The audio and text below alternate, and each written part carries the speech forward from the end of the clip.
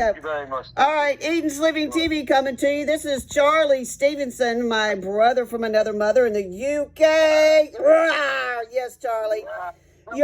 Your son, Kieran, was locked up for 12 weeks for going and showing that COVID was a hoax. Tell us what happened, Charlie. Right, I'll tell you what happened. I married a woman when I was 18 years of age, and I committed myself and had all my children, 5 children with her.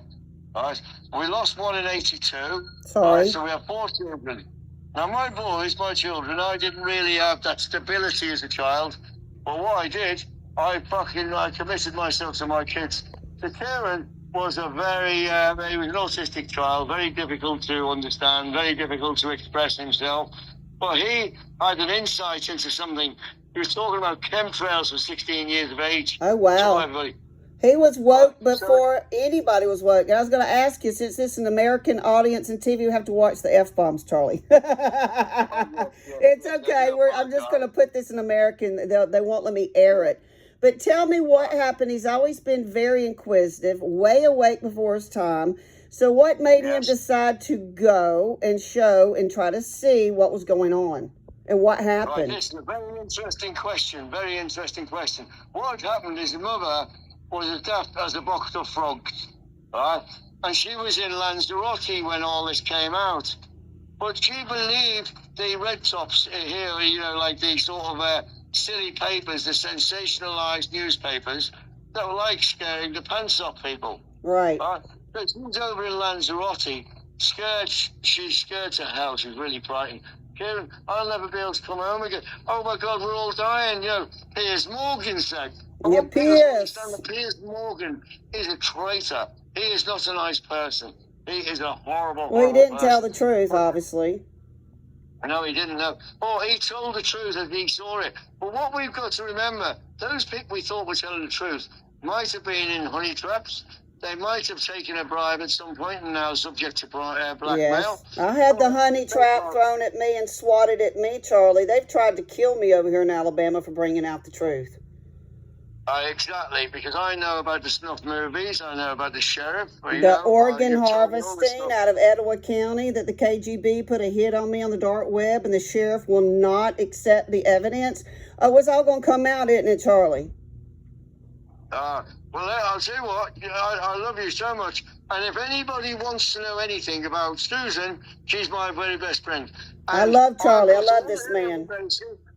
I have been trusted with the most deepest of things. So when anything happens to Susan Piers, somebody's in a lot of trouble. You dare not. Because you've got the UK warrior Charley Stevenson and an army that is growing by the day. Yes, growing by the day. So right now I'm in Sydenham in Kent. Yesterday I was at the Whitehall. I was at the court in, with Mark Steele. Tell Mark I said hello. Tell Mark I said hello. I'm going to send this copy to him because the man is really, really pushing boundaries like you wouldn't believe. I don't know how he hasn't been taken out. I'm going to release his show tomorrow. I'm going to re-upload that. They took my Facebook post off, so I'm going to be re-uploading Mark's show. But let's get back to Kieran. He went to the hospital, and what in the heck happened at the hospital? So this is what I'm going to say now. This is very important. His mum was petrified, terrified. So he was like trying to do, what Dad does. Right, Mum, calm down. I'm going to try and comfort you. So he went to the hospital to have a look because he didn't know whether it was good or bad. So he wasn't any plan. This was no terrorist, nothing. This was some son that wanted to go comfort his mother and find out what the heck was going on, right? Yes, exactly. So what happened was he went there. He was shocked beyond belief because the hospital was empty. We'd been told that there was gurneys, dead bodies hanging. Oh, I'm going to go indoors. Oh, wait, I'll go under here. Dead bodies, falling out, and nobody could go near there. You had to keep out. But when he got there, there was nothing to see here. He was shocked. So he went and got his coffee, which, he was going to do. Then he noticed a prisoner from one of the local prisons with some prison guards. And one of the security people in the hospital, a woman, chatted each other up. And he was a bit confused. Anyway, on the way back, he decided. Sorry, this is rain. Let me just get indoors. Yeah, So get sorry, it's indoors raining. and let's not walk so much because it's probably distracting to my audience. Yeah. But I'm it's awfully okay. You sorry, get to it's see some of the UK background, guys. We are filming. What part of the UK, Charlie? I'm in Kent, in Kent. England, just south of London. Kent. Yeah, All right, south and my of battery is going, so he went to look around. Okay. And what happened? I lost you, Charlie. I lost the video. You got me now. You got me now. They got you now. All right, what happened? Quickly. I'm at 3% on my phone. Quickly. So on the way home, he put it on social media. I got a phone from Australia saying, "Tell your son to get off." Old friend of mine. He said he's gone viral. He's gone viral. Oh wow, he went viral, huh? They arrested him. Don't pass go straight to prison. All right, and that's what it was. So he spent 12 weeks locked up. I remember when you went to look for him, you didn't know if he was dead or alive. No.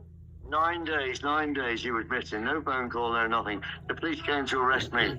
I said, I'm going to tell you now, there's going to be a bloodbath here and now. I don't care whether it's my blood or yours. Get out of my flat now. Go away now. Tell me where my son is. Yeah, and tell me where my son is. So an hour later, I got a phone call. The police said he's in HMP, Emergency Prison, Bullingdon. We were shocked. Well, I'm just going to say this to you, right? We had death threats by the thousands because the media, mainstream media, every paper in the UK, on the BBC News, everything, talking about this fiend that went in hospital, threatening lives, potentially could have killed thousands of old people. Right. It was totally untrue. It was all pandemic, a hoax. It was radiation poisoning. So they locked your son up for 12 weeks, violated his constitutional rights. I'm sure Parliament has constitutional rights or something over there. No constitution, but parliamentary procedure. How about that? And his basic civil human rights as a sovereign human.